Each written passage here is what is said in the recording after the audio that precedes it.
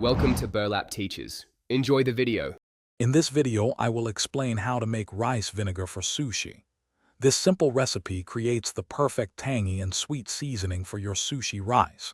You'll need just 3 basic ingredients: 1/2 cup of unseasoned rice vinegar, 2 tablespoons of granulated sugar, and 2 teaspoons of kosher salt.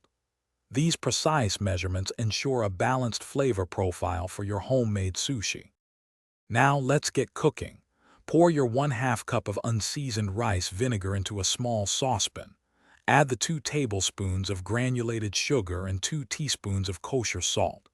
Gently heat this mixture over medium-low heat, stirring constantly. The goal is to dissolve the sugar and salt completely, which usually takes about 1 minute. Remember, do not let it boil, just warm it enough to dissolve the solids. Once your sugar and salt are fully dissolved, remove the saucepan from the heat.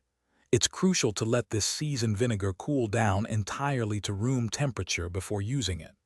This cooling process helps the flavors meld beautifully.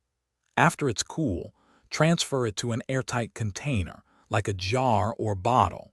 You can store this homemade sushi vinegar in your refrigerator for up to several weeks, ready for your next sushi adventure. Now for the best part, seasoning your sushi rice. Once your rice is freshly cooked and still hot, spread it onto a large, flat surface.